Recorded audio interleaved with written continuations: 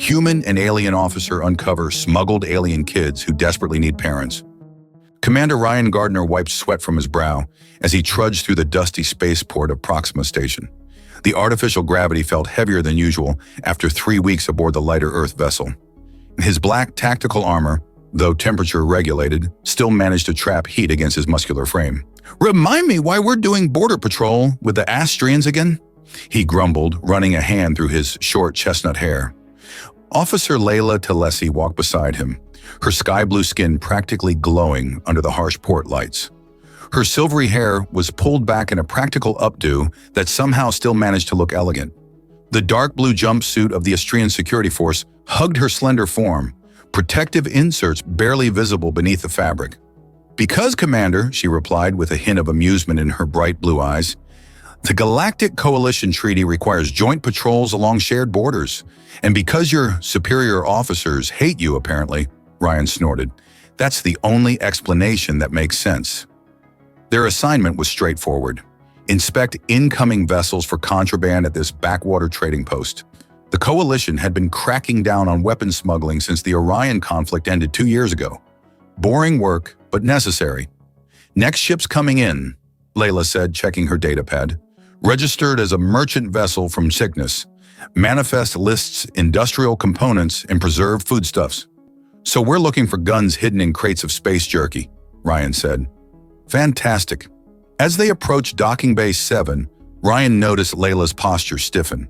Her hand drifted to the plasma pistol at her hip. "What is it?" he asked, instantly alert. "The ship's energy signature is fluctuating," she murmured. "Could be nothing, but it could be someone trying to mask what's really on board," Ryan finished, unholstering his own weapon. "Let's not take chances." The vessel was a standard Cygnus freighter, its hull pitted from micrometeorite impacts. As the airlock cycled open, Ryan positioned himself to one side, Layla taking the opposite position. A tall, spindly alien with mottled orange skin and 4 eyes emerged. His elongated head bobbed slightly as he spoke, mandibles clicking nervously. "Officers, welcome aboard the Stellar Mist. Everything's in order, I assure you." His translator rendered his chittering speech into smooth standard. "Captain Krelvox," Layla acknowledged, scanning his credentials. "We'll need to inspect your cargo." Of course," the Sinan captain said, his upper pair of eyes blinking rapidly. "Follow me." Ryan caught Layla's eye, a silent message passing between them. Something wasn't right. The captain was too accommodating, his mandibles twitching with obvious anxiety. They followed him through narrow corridors to the cargo hold. Stacks of crates lined the walls, each bearing appropriate shipping codes. "Feel free to scan anything," Captain Krelvox said, gesturing with a 3-fingered hand. "We're just humble merchants making an honest living." Ryan began systematically checking crates while Layla kept an eye on the captain. Most contained exactly what the manifest claimed: machine parts, preserved foods, basic medical supplies. Then his scanner picked up something unusual. "Life signs," he muttered to Layla, "coming from that container in the back." The captain's mandibles froze mid-twitch. "Must be a malfunction. Perhaps the preserved meat is registering as..." Ryan was already moving toward the container, weapon raised. "Open it, now." "I really don't think... now," Layla repeated, her pistol trained on the captain. With trembling appendages, Krelvox entered a code into the container's lock. The seal broke with a hiss of escaping air. Ryan pulled the door open, and his heart dropped. Inside, huddled together on thin blankets, were 3 small humanoid children. One had vibrant green skin and wavy emerald hair, while the other 2 possessed crimson skin and matching ruby-colored locks. All wore filthy beige tunics and stared up at him with wide, terrified eyes. "Holy shit," Ryan breathed. Layla pushed past him, holstering her weapon. She knelt before the children, her voice softening. "It's okay, you're safe now." The captain backed away. "I can explain." Ryan grabbed him by his exoskeletal collar, slamming him against a stack of crates. "Explain trafficking children? This ought to be good." "I'm just the transport," Krelvox protested, his translator struggling to keep up with his rapid chittering. "I didn't know what was in there until we were already in transit. The client paid triple the normal rate." Who's the client? Layla demanded, still trying to coax the children from their hiding place. I don't know his real name, Krelvox whimpered. He goes by Blackstar. Operates out of the Vega system. Please, I have clutchmates. So do they, Ryan growled, tightening his grip. Or they did before someone decided to sell them like cargo. The smallest child, the green-skinned girl, finally emerged from the container. She couldn't have been more than 6 years old. Her tiny hand reached out tentatively toward Layla. Help, she whispered in broken standard. Please help. Something in Ryan's chest constricted. He'd seen a lot of ugly things during his military career, but this was different. We need to report this, Layla said, gently taking the child's hand.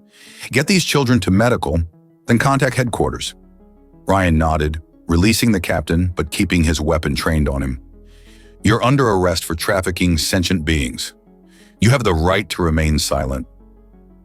As he recited the standard detainment protocols, Ryan watched Layla with the children. She'd coaxed all three out now, speaking softly in a mix of standard and what sounded like an Astran dialect. Despite her professional demeanor, he could see the fury simmering beneath her calm exterior. He felt the same rage burning in his gut. These were just kids, for God's sake. Scared, hungry kids who'd been stuffed in a box and shipped across the stars like merchandise. The station authorities will handle him, Layla said, nodding toward the captain. We need to get these children to safety. Ryan nodded, calling for backup while Layla continued to comfort the trembling children. As they waited, he knelt beside her. Hey there, he said gently to the children. My name's Ryan. This is Layla. We're going to help you, okay? The red-skinned girls huddled closer together, but the green-skinned child reached out her other hand to him. When he took it, her tiny fingers wrapped around his with surprising strength. Safe now? She asked. Ryan exchanged a glance with Layla, something unspoken passing between them. Yeah, kid, he promised. You're safe now. He just hoped it was a promise he could keep. The medical bay of Proxima Station hummed with activity as Ryan and Layla escorted the three children through its sliding doors. The facility was staffed entirely by Astrians, their blue skin in various shades contrasting with the stark white of their medical uniforms.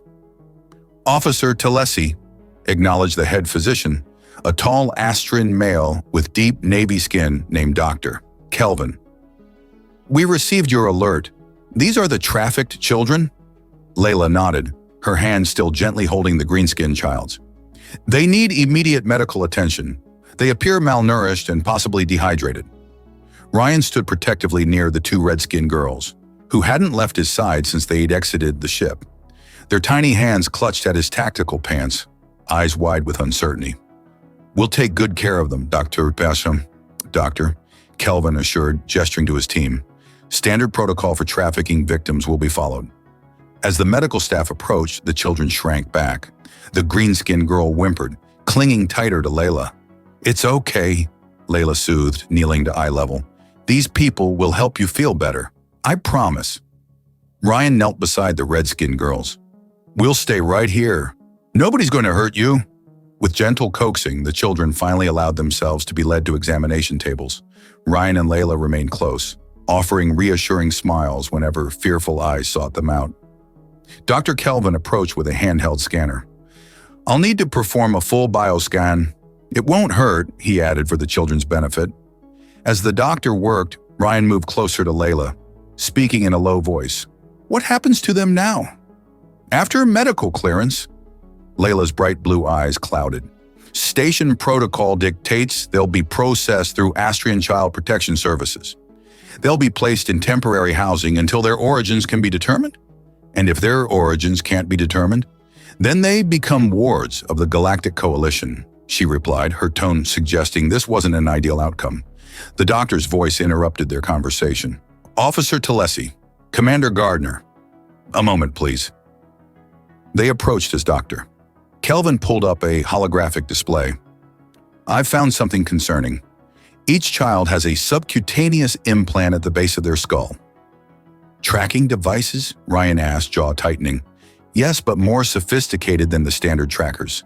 These appear to have neural interfaces. Layla's expression hardened.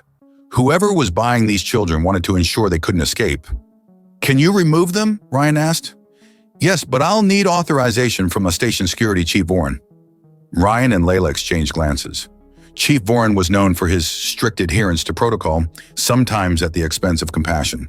I'll contact him, Layla said, stepping away to use her communicator. While she spoke with the chief, Ryan returned to the children. The green-skinned girl reached for his hand. Name? She asked softly. I'm Ryan, he replied with a gentle smile. What's your name? Leary, she whispered, then pointed to the red-skinned girls. Tala and Mira, sisters. It's nice to meet you, Leary, Ryan said, squeezing her small hand. Are you sisters too? Leary shook her head. Friends, from mines. Ryan felt his heart constrict. You worked in mines? Parents died, then men came. Before he could ask more, Layla returned, her expression troubled. Chief Voren wants the children processed through standard channels, she said quietly. He's sending officers to escort them to the detention center until their case is reviewed. Detention center? Ryan hissed. They're victims, not criminals. I know, Layla agreed, frustration evident in her voice. But Voren insists on following protocol. He says the implants stay until a full investigation is conducted. Ryan glanced at the children, who were watching them with wary eyes. That could take weeks, and whoever put those trackers in them could find them before then. Layla's gaze met his, something unspoken passing between them.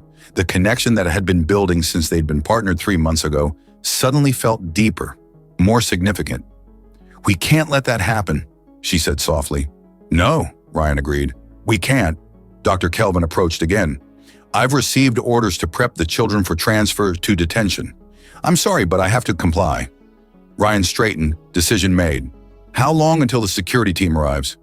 20 minutes, Layla answered, already understanding where his thoughts were heading. Doctor, Ryan said, those implants, could they be dangerous to remove without proper authorization? Dr. Kelvin hesitated. Not dangerous, no, but I could lose my position. What if you were to step out for a moment? Layla suggested. Perhaps to file your preliminary report. What happens in your absence wouldn't be your responsibility. The doctor looked between them, then at the frightened children. His professional demeanor softened. I do need to update the central database, he said carefully. That might take me 15 minutes. The surgical tools are in that cabinet. The procedure is straightforward for someone with basic field medical training. With that, he walked deliberately toward his office, closing the door behind him. Ryan turned to Layla, admiration in his eyes. Remind me never to get on your bad side. Too late for that, she replied with a hint of a smile. You've been there since day one.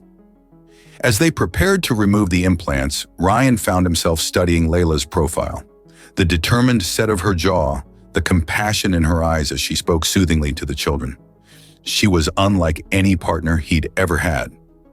You know we're crossing a line here, he said quietly as they gathered the necessary tools. Some lines need to be crossed, she replied, her eyes meeting his. The intensity in her gaze sent an unexpected warmth through him. What happens after we remove the implants? He asked. Voren will still want to process them. Layla's lips curved into a determined smile. One problem at a time, Commander. First, we free these children, then we figure out how to keep them safe. As they worked side by side to help the children, Ryan couldn't help but notice how naturally they moved together, anticipating each other's needs without words. It was more than just professional compatibility. There was something else growing between them, something neither had expected when they'd been paired for this assignment. Whatever came next, Ryan knew one thing for certain. He and Layla were in this together, and somehow they would find a way to protect these children, no matter what rules they had to break. The medical bay doors hissed open just as Ryan finished removing the last implant from Mira's neck. He quickly sealed the tiny wound with a dermal regenerator, while Layla positioned herself between the children and the entrance. 4 Austrian security officers marched in, led by a stern-faced commander with pale blue skin and a rigid posture. Commander Tevik, Layla acknowledged with a formal nod. I wasn't expecting Security Chief Voren to send his second-in-command. Officer Talesi, Tevik replied coldly. The chief felt this situation warranted his best personnel. His gaze shifted to Ryan, narrowing slightly. Commander Gardner, your presence is noted.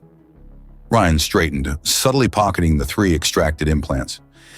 Just ensuring the safety of trafficking victims, Commander. Standard Coalition protocol. Tevik's expression remained impassive. The children are to be transferred to detention immediately. Chief Voron's orders. With all due respect, Layla interjected, these children require further medical observation. Dr. Kelvin can confirm. Dr. Kelvan has been temporarily relieved of his duties. Tevik cut in. The chief feels he may have been compromised by emotional considerations. Ryan felt a surge of anger but kept his expression neutral. These are children, Commander, not criminals. Protocol is protocol, Commander Gardner. Perhaps on Earth you make exceptions based on sentiment, but here we follow procedure. Tevik gestured to his officers. Secure the minors for transport. As the officers approached, Ryan stepped forward, his coalition diplomatic credentials displayed on his wrist unit. Under Coalition Treaty Section 47B, I'm invoking diplomatic protection for these trafficking victims, pending a full investigation. Tevik froze, his pale eyes narrowing. You have no authority. Actually, he does, Layla interrupted, quickly catching on. She pulled up her own credentials. And as an Astrian security officer with Level 3 clearance, I'm seconding the invocation. The children remain under our protection until a coalition representative can review their case. The security officers hesitated, looking to Tevik for direction. The commander's jaw tightened visibly. This is highly irregular, he said through clenched teeth. So is finding children with neural interface tracking implants, Ryan countered, pulling one of the devices from his pocket.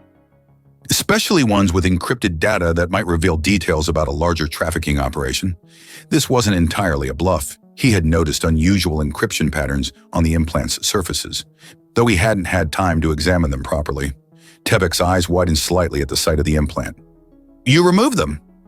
Without authorization? Medical emergency, Layla said smoothly. The implants were showing signs of neural degradation. Isn't that right, Commander Gardner?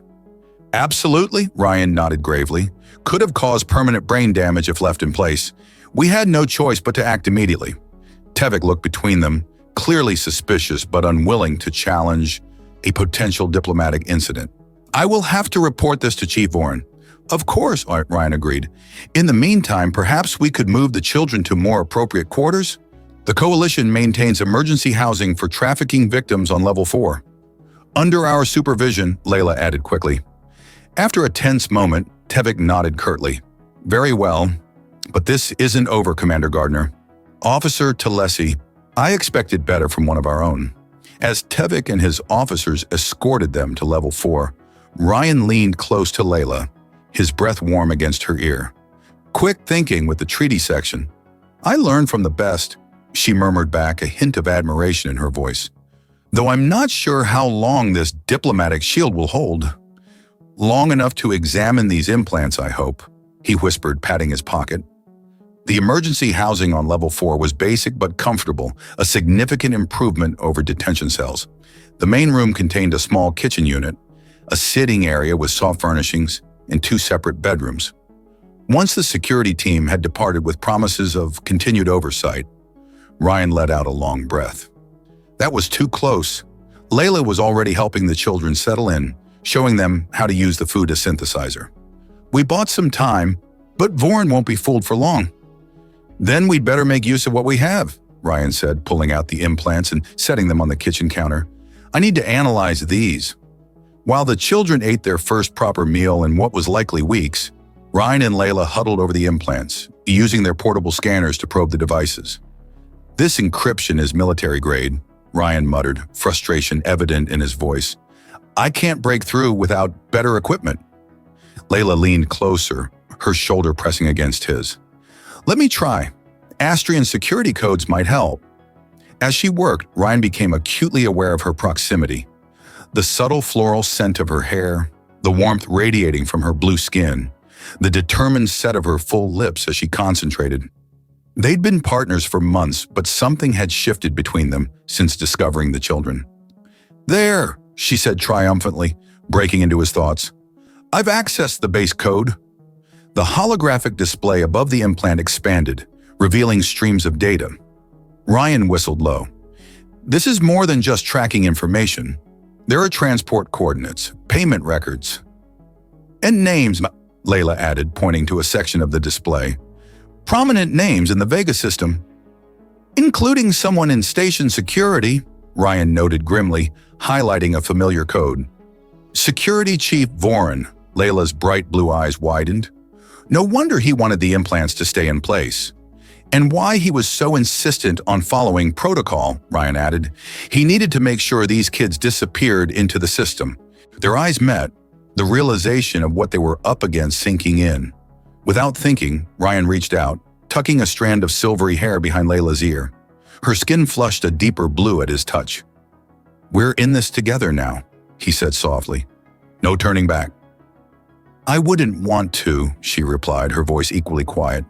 "These children need us." The moment stretched between them, charged with unspoken feelings. Then Larry's small voice broke the silence. "Are you our new parents now?" They turned to find all three children watching them, hope evident in their wide eyes. Ryan looked at Layla, a question in his gaze. She gave him a small nod, something warm and tender in her expression. "For now," Ryan told the children gently, "we're going to keep you safe." Tala, the older of the red-skinned sisters, stepped forward. "The bad men will come back. They always do." "Not this time," Layla promised, kneeling to the child's level. "We won't let them." As the children settled in for rest, exhausted from their ordeal, Ryan and Layla retreated to the small kitchen area to plan their next move. "We need allies," Ryan said, keeping his voice low.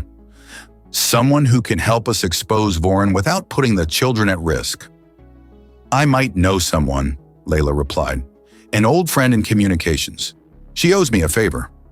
Their hands brushed as they leaned over the counter, neither pulling away. The connection between them had been building for months, professional respect evolving into friendship, and now something more. "When this is over," Ryan began, Layla's fingers intertwined with his. "One problem at a time, Commander," she said, though her eyes promised a conversation to come. For now, they had 3 children to protect and a corruption network to expose. But in the quiet moments between planning and action, both knew that something profound had changed between them. Something that would need to be addressed when the danger had passed.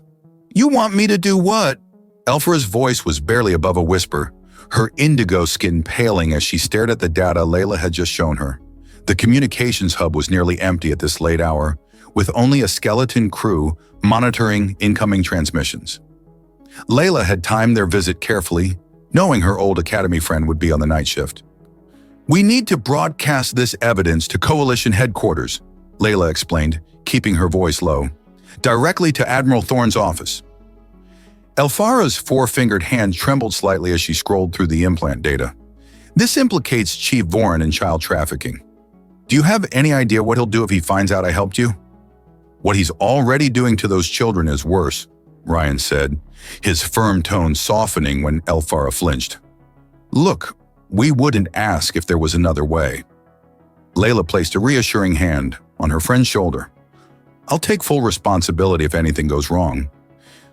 Elfara looked between them, then at the data again. "The mining colony coordinates. These are from the Cygnus Belt, the Redstone and Emerald operations." Ryan leaned forward. "You recognize them?" "My cousin works administration there. She mentioned irregularities, worker accidents that seemed too convenient." Elfara's expression hardened. "Parents who asked too many questions about safety violations. Creating orphans to be trafficked," Layla concluded grimly. "I'll help you," Elfara decided, straightening her shoulders. "But we'll need to be smart about this. A direct transmission would be traced immediately." "What do you suggest?" Ryan asked.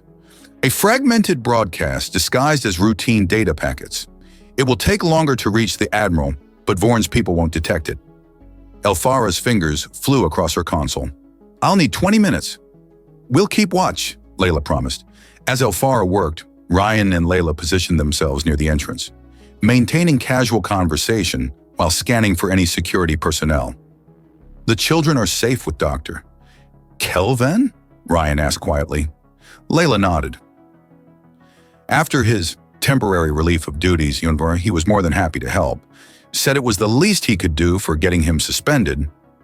Good man, Ryan murmured. How long have you known Elphara? Since the academy? She was always brilliant with communications tech, but too honest for her own good. Layla's lips curved into a fond smile. Got us both in trouble more than once. Ryan studied her profile, admiring the way the blue-tinted station lights played across her features. You inspire loyalty in people. It's, impressive. Layla turned to him, surprise evident in her expression. Is that your way of saying you trust me, Commander?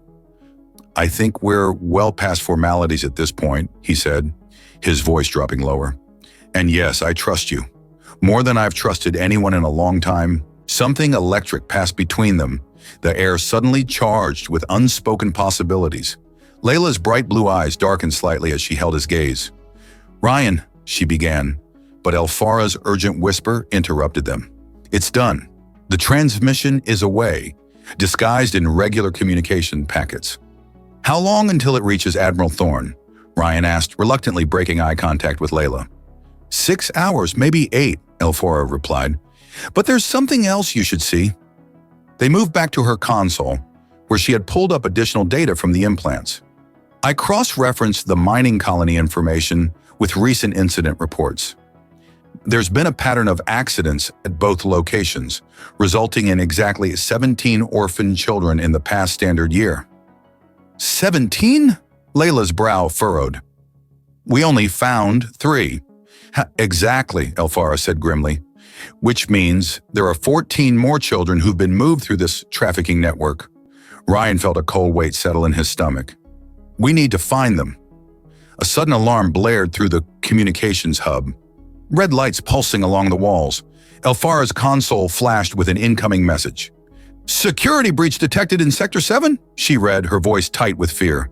That's the emergency housing where you left the children. Vorin, Ryan growled, already moving toward the exit. He must have realized the implants were removed. Go, Elphara urged. I'll cover your tracks here. They sprinted through the station corridors, dodging startled crew members. Ryan's combat training kicked in, his mind calculating the fastest route back to Level 4. Beside him, Layla matched his pace, her lithe form moving with practiced efficiency. If they hurt those children, she began, her voice tight with fury. They won't, Ryan promised, though fear gnawed at his insides. We'll get there in time. They rounded the final corner to find the door to the emergency housing unit blasted open. Inside, 2 security officers lay unconscious on the floor. Dr. Kelvin was slumped against a wall, a nasty bruise forming on his forehead. Doctor! Layla rushed to his side while Ryan checked the bedrooms. What happened? Mercenaries, Kelvin groaned, touching his head gingerly. Not a station security, 4 of them, heavily armed. Ryan returned, his expression grim. The children are gone.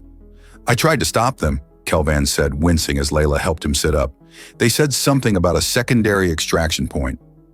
Ryan's mind raced. The implants. They must have had a backup tracking system. The docking bay, Layla realized, helping Kelvin to a chair. They'll try to get the children off station. As they prepared to leave, Kelvin caught Layla's arm. There's something else. One of them mentioned the buyer was already here. Someone called Blackstar. Ryan and Layla exchanged alarmed glances. The same name the captain gave us, Ryan said. We need to move, Layla urged, checking her weapon. Doctor, can you alert anyone you trust about what's happening? Kelvin nodded weakly. Be careful, these weren't ordinary mercenaries. They moved like military. As they raced toward the docking bays, Ryan felt a surge of protective fury, unlike anything he'd experienced before. In just 2 days, those 3 small children had somehow become his responsibility. His to protect, his to save. He glanced at Layla running beside him, her determination matching his own, and realized it wasn't just the children he was fighting for anymore. Whatever happens next, he said as they approached the docking area, I've got your back. Layla's hand briefly squeezed his. And I've got yours. Together, they drew their weapons and prepared to face whatever waited beyond the docking bay doors. The docking bay doors slid open to reveal organized chaos. 3 mercenaries in unmarked combat gear were loading the struggling children onto a sleek private shuttle. Standing nearby, overseeing the operation, was a tall, distinguished Vexillian with silver-streaked purple skin and the ornate uniform of a Coalition Diplomatic Corps official.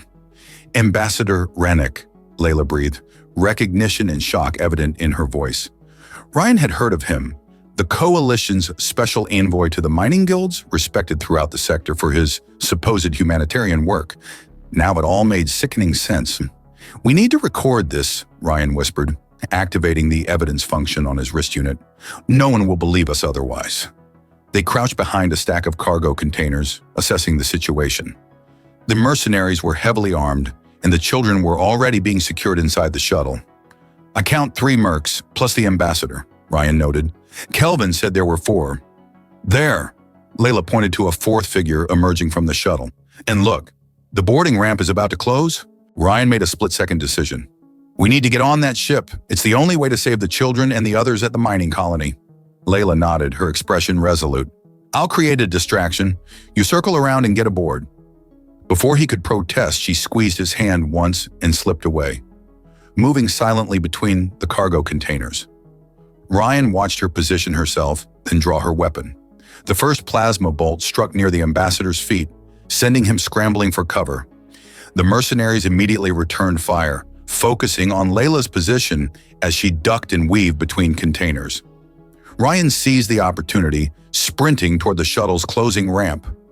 A mercenary spotted him at the last moment, but Ryan was faster, tackling the man and delivering a precise strike to his temple. The merc crumpled, and Ryan dragged him behind the ramp hydraulics, taking his weapon. Inside the shuttle, he could hear the children crying. Moving silently through the cargo area, he found them secured to seats with restraints. Leary's green face streaked with tears. "It's okay," he whispered, quickly working to free them. "We're getting you out of here." "Ryan!" Tala cried, relief washing over her small red face. "Where's Layla?" Mira asked, looking toward the shuttle entrance. "She's coming," he promised, hoping it was true. The firefight outside had intensified, plasma bolts illuminating the docking bay in flashes of blue and green. As he freed the last child, the shuttle ramp began to close. Through the narrowing gap, he saw Layla pinned down behind a fuel container, exchanging fire with the remaining mercenaries while Ambassador Rennick shouted orders. Ryan made another split-second decision. "Stay here," he told the children, positioning them in a secure storage compartment. "Don't come out until I call for you." He raced back to the ramp, firing precise shots that dropped one mercenary. The distraction gave Layla the opening she needed. She rolled from cover and sprinted toward the shuttle, diving through the narrowing gap just as Ryan provided covering fire. They collapsed together on the shuttle floor, breathing hard as the ramp sealed with a pneumatic hiss. The engines hummed to life beneath them. "Cutting it close," Ryan gasped, helping her to her feet. "Thought I'd add some dramatic flair," she replied with a strained smile, wincing as she touched her side. Her hand came away with a smear of deep blue, Astrian blood. "You're hit," he said, concern flooding his voice. "Just grazed," she assured him. "The children, safe for now, but we've got a bigger problem. The shuttle's taking off with us aboard." They moved to the cockpit entrance, finding it sealed with a security lock. Through the small window, they could see the remaining mercenary at the controls, setting a course. "Can you override it?" Ryan asked, examining the lock. Layla shook her head. "Not without tools, but I recognize the flight path on the navigation display. He's heading for the Cygnus Belt, the mining colonies. Where the other children are," Ryan realized. "This might be our chance to save them all." They returned to the cargo area, retrieving the children from their hiding place. Leary immediately threw her arms around Ryan's neck, while the red-skinned sisters clung to Layla. "You came back," Leary whispered against his neck. "Of course we did," Ryan said, his throat tight with emotion. "We promised to keep you safe, remember?" As the children calmed, Ryan and Layla took stock of their situation. The cargo hold contained supplies and equipment, including, fortunately, a medical kit. Ryan insisted on treating Layla's wound, his fingers gentle, as he applied antiseptic and a healing patch to her blue skin. "Ambassador Rennick," Layla said quietly as he worked. "I never would have suspected. He's built his reputation on protecting vulnerable populations." "Perfect cover for exploiting them," Ryan replied grimly. "The question is, what happens when we reach the mining colony? We're outnumbered and outgunned." But we have a surprise on our side, Layla pointed out. They don't know we're aboard. The shuttle hummed around them as it accelerated to light speed, the stars outside the small viewport stretching into streaks of light. The journey would take approximately 6 hours, time they could use to plan. As the children finally drifted to sleep, huddled together on a makeshift bed of emergency blankets, Ryan and Layla retreated to a corner of the cargo hold to strategize. "We need to take control of the shuttle before we arrive," Ryan said, checking the mercenary's weapon he'd appropriated. Layla nodded, her silvery hair falling loose from its updo. "The pilot will have to leave the cockpit eventually." In the dim light of the cargo hold, with danger ahead and uncertainty surrounding them, the professional boundaries between them seemed to dissolve. Layla's bright blue eyes met his, vulnerability and strength mingling in her gaze. "Ryan," she said softly, "if we don't make it through this—" "We will," he interrupted, reaching out to tuck a strand of hair behind her ear. His fingers lingered against her cheek. "All of us." She leaned into his touch, her skin warm beneath his fingertips. "I've never met anyone like you," she confessed. "Humans have a reputation for being stubborn and reckless, but also passionate and loyal. You embody all of that." "Is that a compliment?" he asked with a small smile. "The highest," she replied, her voice dropping to a whisper. "Astrians value control and protocol, but there is something freeing about the way you follow your instincts. Your heart—" The space between them seemed to shrink, the air charged with unspoken feelings. Ryan found himself drawn to her, all the tension and fear of the past days crystallizing into something powerful and undeniable. When their lips finally met, it felt like the most natural thing in the universe. Her mouth was soft, warmer than he'd expected, and tasted faintly of something sweet and alien. The kiss deepened, her arms winding around his neck as his hands found her waist, careful of her injury. They broke apart at the sound of the cockpit door sliding open. Exchanging a determined glance, they moved silently into position, ready to seize their chance to take control of the shuttle and their fate. The mercenary never stood a chance. As he exited the cockpit, Ryan struck with practiced efficiency a swift blow to the nerve cluster at the base of his neck. The man crumpled without a sound. "Remind me never to get on your bad side," Layla remarked as they secured the unconscious pilot with restraints. "Too late for that," Ryan replied with a hint of a smile, echoing her words from days earlier. "You've been there since day one." Their eyes met, both remembering their kiss from moments ago. Despite the danger surrounding them, something warm and electric lingered between them. "We should check the cockpit," Layla said, though she made no move to break their gaze. "Right," Ryan agreed, equally reluctant. The children were still sleeping, huddled together in their makeshift bed. Ryan tucked the emergency blanket more securely around them before following Layla to the cockpit. The navigation system confirmed their destination, the Emerald mining colony in the Cygnus Belt. According to the ship's log, they would arrive in just under 3 hours. "Look at this," Layla said, accessing the shuttle's communication records. "The pilot sent a transmission to the colony. They're expecting a delivery of special cargo. 3 units with more to follow." "Units?" Ryan repeated, disgust evident in his voice. "These are children, not merchandise." Layla continued, scanning the data. "There's more. Shipping manifests, transfer records. And Ryan, this is bigger than we thought. They've moved dozens of children through this operation in the past year alone." "Can you access the colony's layout?" he asked, leaning over her shoulder. She nodded, pulling up schematics of the mining facility. "Here, Processing Center B. According to these records, that's where they're holding the children before transport." "How many guards?" "Standard security complement is 12, but these records show an additional 8 special security personnel assigned to that section." Ryan studied the layout, formulating a plan. "We'll need a distraction, something to draw most of the guards away from the processing center." The refinery," Layla suggested, pointing to a section of the schematic. "If we trigger the emergency protocols, it would force an evacuation of the main complex." "Without actually endangering anyone," Ryan nodded. "That could work." As they refined their plan, the intimate confines of the cockpit made it impossible to ignore the new awareness between them. Their hands brushed as they manipulated the holographic display, each touch sending a current of electricity through them. About what happened earlier, Layla began, her voice soft. I don't regret it, Ryan said simply. Do you? She shook her head, her silvery hair catching the light. Astrians don't typically… That is, relationships with other species aren't common, but… But? He prompted gently. But I've never felt this way about anyone before, she admitted, human or Astrian. Ryan reached out, his fingers intertwining with hers. I know what you mean. The moment stretched between them, full of possibility and unspoken promises. Then a small voice interrupted from the doorway. Are we going to save the other children? They turned to find Leary standing there, her green eyes solemn and knowing beyond her years. Yes, Ryan assured her, kneeling to her level. How did you know about them? I heard the bad men talking. They said there were more like us. Her small hand reached for his. They're scared, like we were. Layla joined them, her expression gentle. We're going to help them, Leary.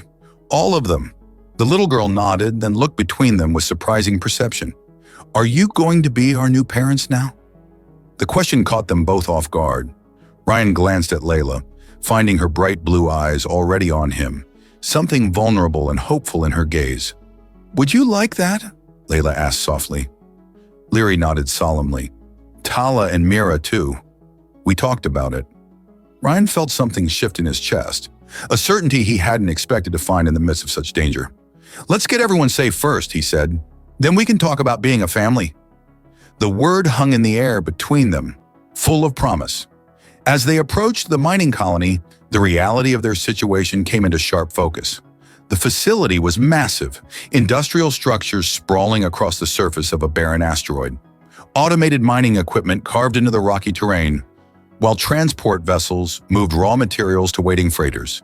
Incoming transmission, Layla reported as the communication system chimed. They're requesting identification. Ryan nodded, moving to stand behind her chair. Use the pilot's codes. Let's hope they don't expect a visual confirmation. She transmitted the clearance codes, tension evident in the set of her shoulders. After a moment that seemed to stretch into eternity, the response came. Shuttle Vega 7, you are cleared for landing at Pad 3. Ambassador Rennick has been notified of your arrival. Acknowledged, Layla replied, then cut the transmission. They're expecting the pilot and the children, not us. Element of surprise, Ryan reminded her. It's our best advantage. As they prepared for landing, Ryan checked the mercenary's weapon once more, then retrieved a spare blaster from the ship's emergency kit. Stay with the children, he told Layla. I'll scout ahead once we land. Not a chance, she countered, securing her own weapon. We do this together. He started to argue, then recognized the determination in her eyes. Together, he agreed. The shuttle touched down with a gentle bump. Through the viewports, they could see the landing pad and the reception committee waiting for them. 2 security officers and a man in administrative uniform stood at attention, clearly expecting to receive valuable cargo. New plan, Ryan said, an idea forming. We give them exactly what they're expecting. Minutes later, the shuttle ramp descended. Ryan emerged first, wearing the mercenary's jacket and cap pulled low over his eyes. Behind him came Layla, her distinctive blue skin concealed beneath a hooded cloak, leading the 3 children who had been carefully instructed to look frightened and subdued. Not a difficult act under the circumstances. Delivery for Processing Center B, Ryan grunted, affecting a rough accent. The administrator stepped forward, consulting a data pad. 3 units as expected. The ambassador will be pleased. Need to speak with him, Ryan continued, keeping his face partially hidden. Got information about the next shipment. The administrator nodded. He's overseeing preparations at the center. Follow me. As they were escorted through the facility, Ryan and Layla exchanged subtle glances, communicating silently. The plan was in motion. Now they just had to reach the processing center, locate the other children, and somehow escape with all of them, preferably with evidence to bring down Ambassador Rennick and his entire operation. Simple enough, Ryan thought grimly. Just another day saving the galaxy. What he hadn't counted on was the way Layla's presence beside him steadied his nerves, or how natural it felt to consider the 3 small aliens as their children. Somewhere between discovering them in that smuggler's container and now, everything had changed. As they approached the processing center, Ryan caught Layla's eye once more. In her gaze, he saw not just determination to complete their mission, but something deeper, a shared vision of what might come after, a future neither of them had imagined just days ago. Whatever happened next, they would face it together, not just as partners, but as something more, something that felt remarkably like family. Processing Center B loomed before them, a sterile facility of gleaming metal and harsh lighting. As they were escorted through security checkpoints, Ryan noticed Layla's usually graceful movements seemed slightly off, a subtle unsteadiness that only someone who knew her well would detect. "You okay?" he whispered when the administrator turned away momentarily. "Just dizzy," she murmured back. "It's nothing." Before he could press further, they were ushered into a large chamber that stole the breath from his lungs. Along one wall, transparent containment units housed children, at least 15 of them from various species. Some had the same green skin as Leary, others the ruby complexion of Tala and Mira, and a few bore markings of species Ryan didn't recognize. At the center of the room stood Ambassador Rennick, his purple skin gleaming under the harsh lights as he conversed with a technician. "Ah, the final shipment," Rennick said, turning to them with a politician's practice smile. "Excellent timing. The buyers are eager to—" He stopped abruptly, eyes narrowing as he studied Ryan's partially concealed face. Recognition dawned in his expression.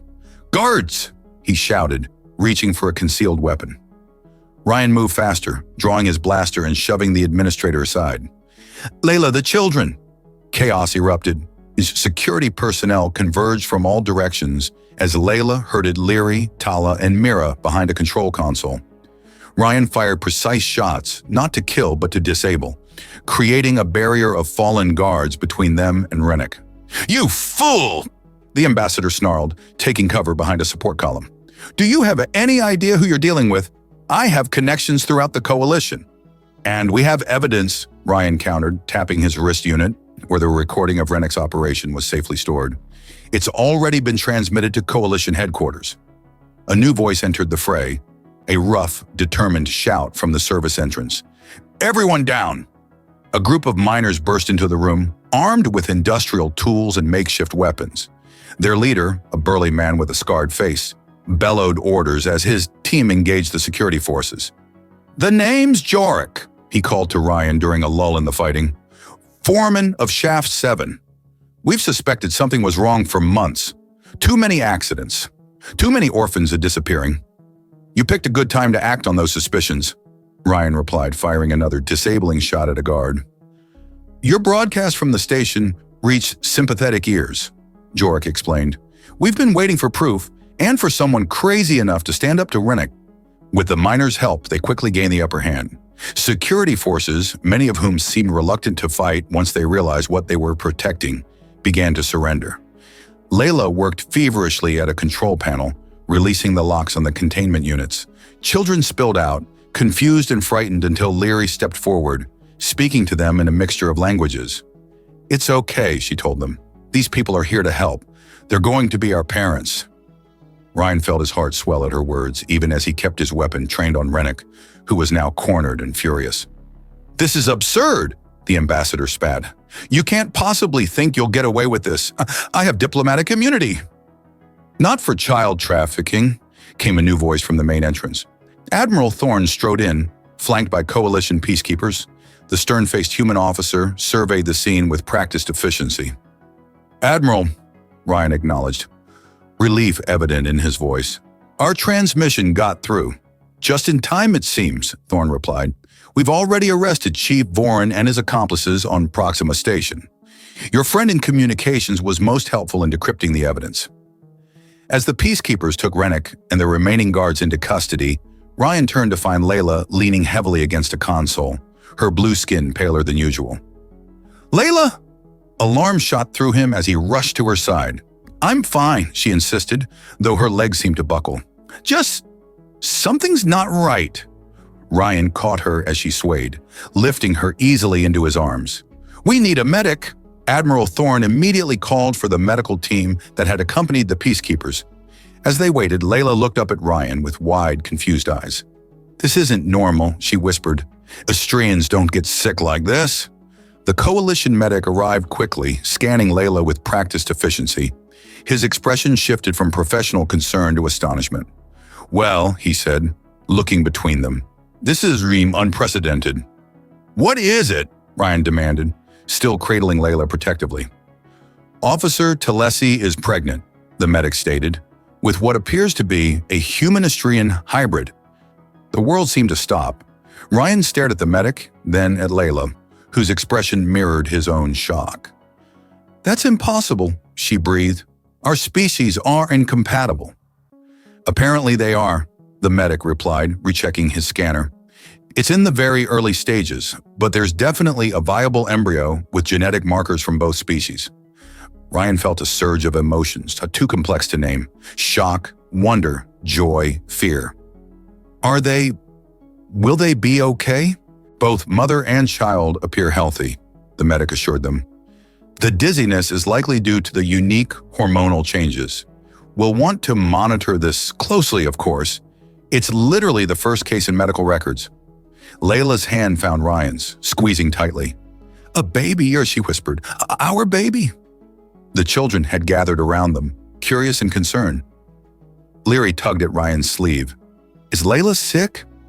He knelt, bringing himself to their level, while still supporting Layla. "No, sweetheart. She's going to have a baby. You three might be getting a little brother or sister." Tala's red face lit up. "Really? We'll be a real family." "If that's what you want," Layla said softly. "More than anything," Ryan answered, his voice thick with emotion. Admiral Thorne approached, having overheard the exchange. "Commander Gardner, Officer Talesi, once we've secured this facility and the children, I'd like a full debriefing. This operation has exposed corruption at the highest levels of the Coalition." "Of course, Admiral," Ryan replied. "And," Thorne continued, a rare smile softening his features, "I believe there will be some discussion about commendations and perhaps special consideration for adoption proceedings." As the situation stabilized, Ryan found a quiet moment with Layla. The children were being cared for by Coalition medical staff, getting proper food and attention for the first time in months. "So," he said, taking her hand, "a family. Is that what you want?" she asked, vulnerability in her bright blue eyes. "This all happened so fast. 3 alien children, a hybrid baby on the way. It's not exactly a conventional life." Ryan laughed softly. "Layla, I'm a human who fell in love with an Austrian while rescuing trafficked children from a corrupt ambassador. Conventional left the station a long time ago." "Love?" she repeated, her eyes widening. He hadn't meant to say it so casually, but now that the word was out, he knew it was true. "Son, yes, love? Is that okay?" Her answer was a kiss that left no doubt about her feelings. When they finally parted, she rested her forehead against his. "More than okay. It's perfect." As they prepared to leave the mining colony, with all the rescued children safely under Coalition protection, Ryan looked at the 3 small figures who had changed his life so completely. Leary, Tala, and Mira watched him with trust and hope in their eyes that now saw him as their father. Beside him stood Layla, the most extraordinary woman he'd ever known, carrying what might be the first human Astrian child in the galaxy. It wasn't the family he'd ever imagined having. It was better. 3 years later, the garden of their home on Proxima Colony bloomed with plants from a dozen worlds, creating a riot of colors against the backdrop of twin moons rising in the evening sky. Ryan leaned against the porch railing, watching as Leary, now 9, helped Tala and Mira construct an elaborate fort from cushions and blankets. "Dad, come see," Mira called, her red skin flushed with excitement. "In a minute, sweetheart," he promised, his attention drawn to the approaching figure of his wife. Layla walked through the garden, her silvery hair loose around her shoulders, cradling their 2-year-old son. Kieran's skin was a pale periwinkle, lighter than his mother's blue but definitely not human pink. His chestnut hair, however, was all Ryan, as were the determined set of his jaw and his boundless energy. "He finally wore himself out," Layla said softly, nodding to the sleeping toddler. 3 laps around the garden, chasing butterflies. "Just like his mother," Ryan teased, wrapping an arm around her waist. Tireless in pursuit, she leaned into him, a contented sigh escaping her lips. The coalition delegation leaves tomorrow. Admiral Thorne says our testimony was instrumental in the reforms for mining colony safety regulations. Good, Ryan said firmly. No more accidents. No more orphans. Their work exposing Ambassador Rennick's trafficking ring had led to far-reaching changes throughout the coalition. Ryan had accepted a position as special advisor on interspecies adoption, while Layla now headed Proxima's newly formed Family Unification Division. Mamu, Dad, look what we made, Leary called again, more insistently. We better go see this architectural marvel, Layla laughed. As they crossed the garden, Kieran stirred in his mother's arms, blinking sleepily. His eyes, one bright blue like Layla's, one deep brown like Ryan's, focused on his father's face, and he broke into a delighted grin. Da-da! He exclaimed, reaching out pudgy arms. Ryan took his son, marveling as he always did at the miracle of his existence. The first human Astrian child had caused quite a sensation in medical circles. But to them, he was simply their beautiful, perfect boy. The girls pulled them into their blanket fort, proudly showing off the interior decorated with glowing star crystals from Leary's homeworld. Inside the small, perfect space, surrounded by the children who had found their way into his heart, Ryan met Layla's eyes over Kieran's head. Happy? She asked softly. He thought about the unlikely journey that had brought them here, a routine border patrol that had changed everything, the danger they'd faced, the love they'd found, and the family they'd built together. More than I ever thought possible, he answered truthfully. Outside their little haven, the galaxy continued its endless dance. Somewhere other children might need rescuing, other wrongs might need righting. But for now, in this moment, their family was complete. Their home was safe, and their future was bright with promise. It was more than enough. It was everything.